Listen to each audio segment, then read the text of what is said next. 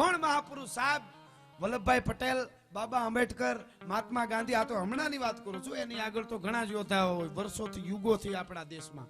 પણ આ તો છેલ્લી આઝાદી માટે એના પછીની. એને બધાને કહેવામાં આવ્યું હતું કે તમને એક ભારતમાં નહીં મામા, પણ તમે કયો ઇંગ્લેન્ડમાં, અમેરિકામાં તમને મોટા મોટા ફાર્મ બનાવી દઈ, બંગલા બનાવી દઈ અને ગાડીઓ બધી વ્યવસ્થા, એકુકુ દેશમાં તમારો એકુકુ બંગલો બનાવી દઈ અંગ્રેજોએ કીધું. પણ તમે આમાંથી હટી જાઓ, દખલગારી કરો માં.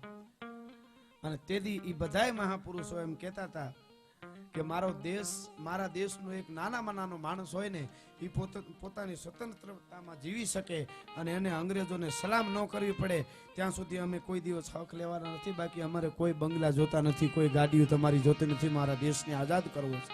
તેથી એને આવી રીતે બધું લઈ લીધું હોત ને તો હજી આપણે એમને અંગ્રેજોના ગુલામ હોત એમને. એટલે બધાય સમાજને હારે લઈ અને જે રીએ છે. એટલે મેં શરૂઆતમાં એક વાત કરી કે આ દેશમાં એક આ યુગી નથી બાંધવાનો ધીંગાણાનો, પણ જે ધીંગાણાનો એક માથા દેવાનો જ્યારે યુદ્ધનો એક જમાનો હતો આખો, તેથી કોઈ જ્ઞાતિને જરૂર પડે ને ધીંગાણાનો ઢોલ વાગે ત્યારે ક્ષત્રિય કોઈ દી જ્ઞાતિ નહોતી પૂછી કે હું જેના માટે વારે જાઉં છું એ કઈ જ્ઞાતિ છે, હિન્દુ હોય કે મુસલમાન હોય, બસ વાર કરજો ધણી, કોઈ હોતો ધણી, પ્રજાના સૂરનો થાય ભેટો, કાળજા વેરતો હાથ જા સાંભળે પછી કેમ બેહી રહે ક્ષત્રિ બેઠો.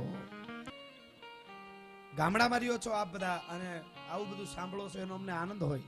યુવાનો અત્યારે ખૂબ સાંભળે છે એનો મને ખૂબ આનંદ છે. મને શરૂઆતમાં ઘણા કહેતા હતા કે તમે આવું જ બધું બોલો છો ને આમ ને એવું કાંઈ ન હોય, પ્રોગ્રામ હાલે તો બધું બોલવું પડે ને બધું ગાવું પડે ને, નકર તમારું લાંબુ નહીં હાલે. એને બદલે અટાણે યુવાનો બધા જે વળ્યા છે ને જે મને પોરહના ફલા છૂટે છે સાહેબ, હું બહુ રાજી થાઉં છું સાહેબ. મને તમે આ બહુ મોટી વાત છે આપણી સંસ્કૃતિને જાળવવા માટે. એક એક યુવાનો આપણે ઘણા તો સપા નાના નાના છોકરા 5 વર્ષના 7 વર્ષના વિજયભાઈ કોઈ વરણ ખાલી ક્ષત્રિય એમ નહીં, એ એમ કે તમારું સપાકરો સાંભળ્યા પછી તમારા છોકરા હુએ. મેં કીધું સારી વાત કહેવાય. હનીસિંહને સાંભળ્યું હુએ તો કાંઈ હું ના થોડો પાડી શકું, પણ આ બહુ મોટી વાત કહેવાય. પણ કહેવાનો મારો અર્થ એ છે ભારત ભારત છે. ઘણા બહુ ભણેલા માણસો મોટા મોટા પ્રવચન ભાષણ કરે છે, એને મેં સાંભળ્યા છે. એટલે હું આપને કહું છું આજ આપે કદાચ ક્યાંક એવું સાંભળ્યું હોય છે કે ભારત એક દિવસ ભારતમાં કાંઈ નહોતું, ભારત હાવ ગરીબ દેશ હતો. એ તો અંગ્રેજો આવ્યા, કંપનીઓ લઈ આવ્યા, વેપાર કર્યો, આમ કર્યું તેમ કર્યું, ટ્રેનો લઈ આવ્યા અને કંપનીઓને આવું બધું કર્યું એટલે ભારત આગળ આવ્યો. નકર ભારત ગરીબ દેશ હતો. આવું મેં ભણેલા માણસો, બહુ ભણેલા, ડિગ્રીઓ મેળવેલા ને બોલેલા સાંભળ્યા છે. અને હજારો યુવાનોની સામે પાછા બોલતા હોય, એના મેસેજો ફરતા હોય કે ફલાણા માણસે આ કીધું છે તો સાચું હોય. એટલે મારે આપને કહેવું છે કે ઈ જો એમ કહેતા હોય કે ભારત ગરીબ હતો ને ભારતમાં કાંઈ નહોતું, અંગ્રેજો આવ્યા ને ઓલા આવ્યા ને ઓલા આવ્યા ને એને ભારતને આગળ લીધો, તો યુવાનો ખાસ નોંધ લેજો. મારે એટલું જ કહેવું છે કે 750 વર્ષ સુધી અહીંયા જે રાજ કર્યું એ તુગલકો, સુરી, લોધી અને મોગલોએ રાજ કર્યું. તુગલકો, સુરી, લોધી અને મોગલો એને 750 વર્ષ રાજ કર્યું, આપણા દેશમાં વેપાર કર્યા, રાજ કર્યું. અને પછી 300 વર્ષ અંગ્રેજો આવ્યા, એમાં 150 વર્ષ એને અહીંયા વેપાર કર્યો અને પછી 150 વર્ષ કાયદેસર આપણા ઉપર એને રાજ કર્યું. આ 1000 વર્ષની આસપાસ આ બધા આપણા ભારતમાં આવ્યા, રહ્યા, વેપાર કર્યા અને રાજ કર્યા, બધું કર્યું. આ ભારતમાં કાંઈ નહોતું, ભારત હાવ ગરીબ હતો. તો આ બધા અહીંયા હું ખડ વાટવા હાટું થઈને આવ્યા હતા. મારે ખાલી એટલું જ કેવું છે.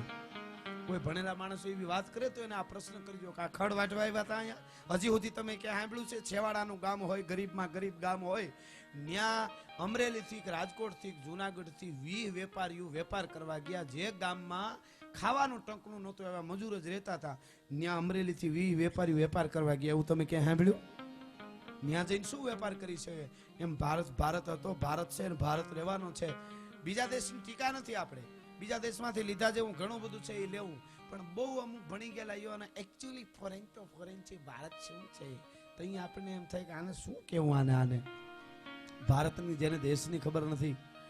એક દિવસ એવો હતો આખા વિશ્વના અહીંયા ભણવા માટે આવતા હતા બહારથી. હવે આપણે બહાર જવું પડે છે ભણવા, નહીતર અહીંયા ભણવા આવતા હતા આખા વિશ્વમાંથી. એક દિવસ માથું પડી અને ધડ લડે એવા હજારો દાખલા છે, એક નથી આપણા દેશ.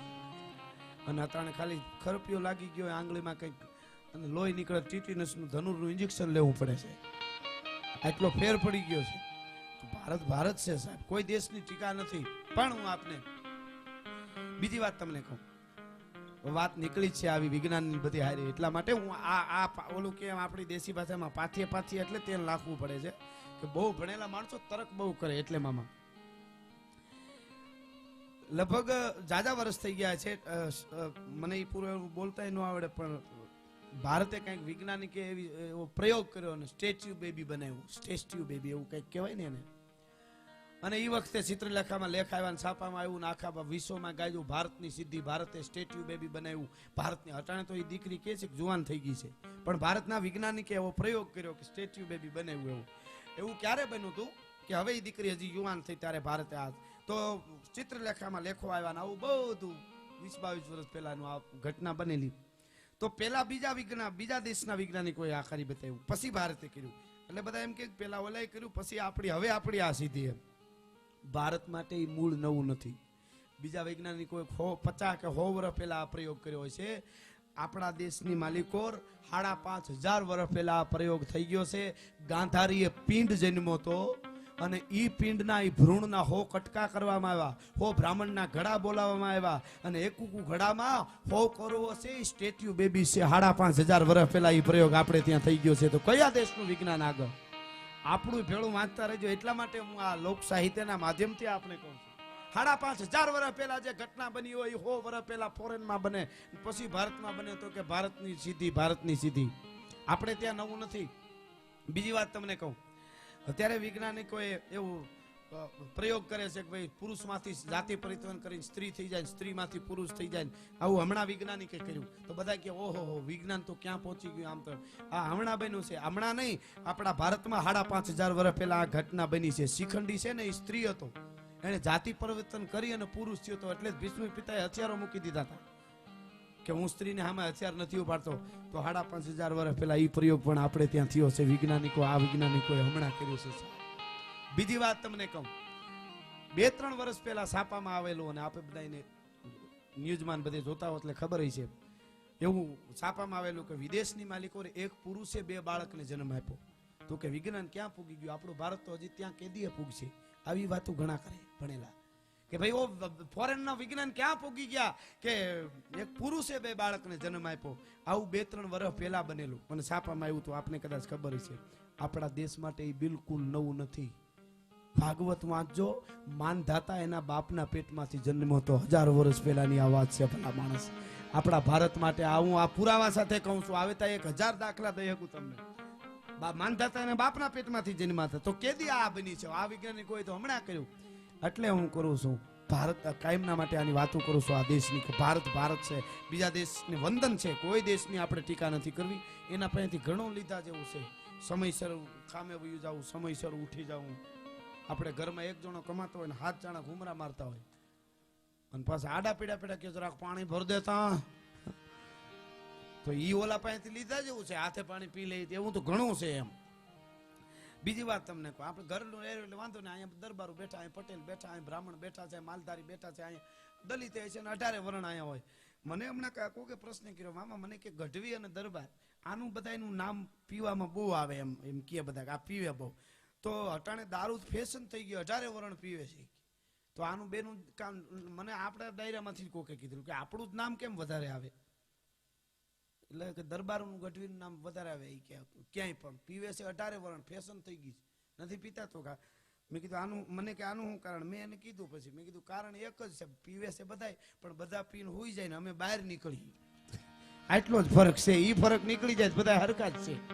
આ વિડીયો ઉતરે મને ખબર છે 18 વર્ણ પીવે છે. ગુજરાતમાં દારૂબંધી છે ને છતાંય બીજામાં નથી પીવાતું, એટલું આ 18 વર્ણ પીવે છે. ફેર એટલો છે કે ગઢવી દરબાર પીને બહાર નીકળે ને બીજા હોઈ જાય, એટલે એનું ખબર ન પડે ને અમારી પડે. આ જનરલી વાત કરું. એટલે પણ ખેર હું કોઈ ઓલું સમજાવવા મૂકીનું નામ કરો ને એ નથી. મારી ત્રેવડ બારની વાત છે. કોઈ પણ વસ્તુ મુકાવવાનું, હું કઈ એવડો મોટો ઓલો કે પહોંચી ગયેલો આત્મા નથી તમને ઉપદેશ આપી દઉં. પણ મારો જે ચારણનો ધર્મ છે એ હું કહું છું.